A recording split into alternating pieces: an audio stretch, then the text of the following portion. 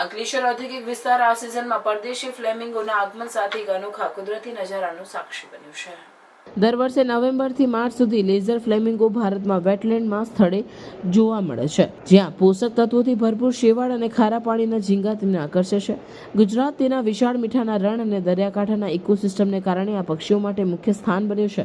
ગુજરાતમાં આવેલું little Rann of Kutch flamingo માટે એક જાણીતું પ્રજનન સ્થળ છે, પરંતુ અંકલેશ્વરની નજીક તાજેતરની દેખાતી ઘટનાઓ સૂચવે છે કે આ વિસ્તારના વેટલેન્ડ પણ આ સ્થળાંતરિત પક્ષીઓ માટે મહત્વના રોકાણ સ્થળ બની રહ્યા છે।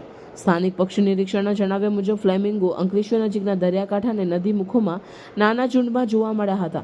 સ્થાનિક પક્ષી નિરીક્ષક ડોક્ટર ખુશી પટેલ કહે છે, આ એક અદ્ભુત નજારો છે।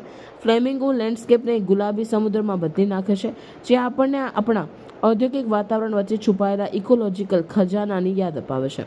અંકલેશ્વરમાં ફ્લેમિંગોનું જોવા મળવું એ ગુજરાત અને નજીકના વિસ્તારોમાં ચાલી રહેલા સંરક્ષણ પ્રયાસો સાથે સંકળાયેલ છે।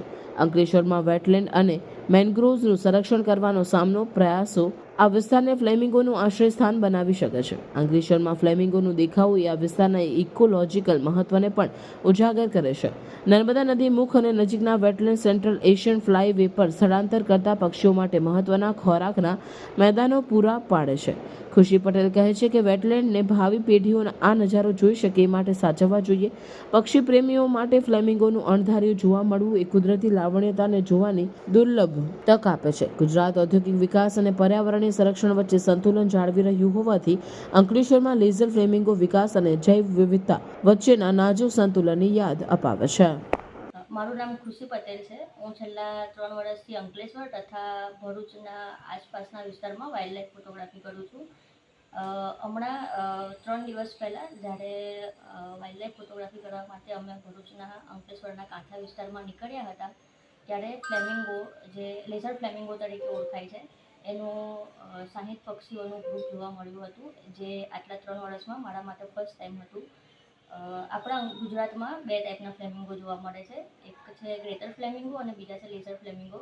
ગ્રેટર ફ્લેમિંગો એ આપણા દહેજના કાંઠા વિસ્તારમાં ખૂબ સરળતાથી જોવા મળી જાય છે, પરંતુ લેઝર ફ્લેમિંગો એ ખૂબ જ રેર અને ઓછા પ્રમાણમાં જોવા મળે છે, જે હમણાં આપણને આપણા ત્યાં જોવા મળ્યા છે।